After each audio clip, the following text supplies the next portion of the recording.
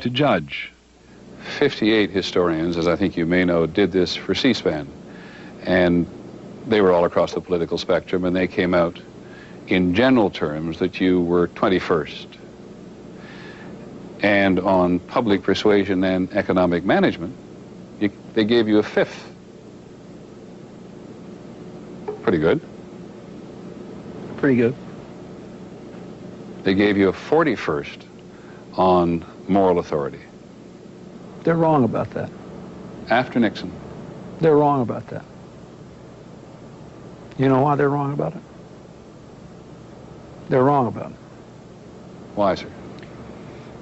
Because we had $100 million spent against us and all these inspections. One person in my administration was convicted of doing something that violated his job responsibilities while we were in the White House. 29 in the Reagan-Bush years. I bet those historians didn't even know that. They have no idea what I was subject to and what a lot of people supported. No other president ever had to endure someone like Ken Starr indicting innocent people because they wouldn't lie in a systematic way. No one ever had to try to save people from ethnic cleansing in the Balkans and the people in Haiti from a military dictator who was murdering them and all the other problems I dealt with, while every day an entire apparatus was devoted to destroying him. And still not any example of where I ever disgraced this country publicly. I made a terrible personal mistake, but I paid for it many times over.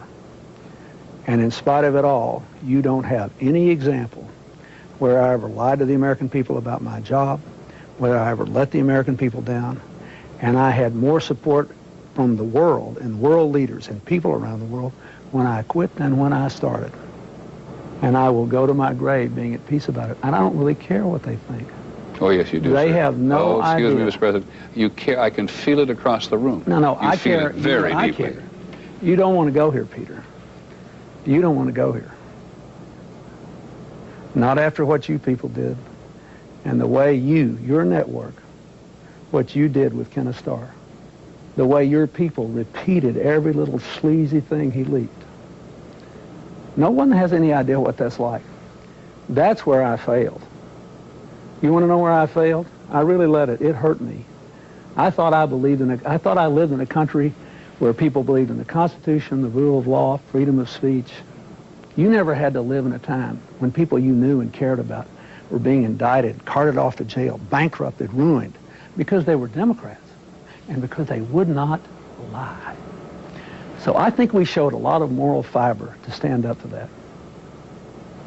To stand up to these constant investigations, to this constant bodyguard of lies, this avalanche that was thrown at all of us.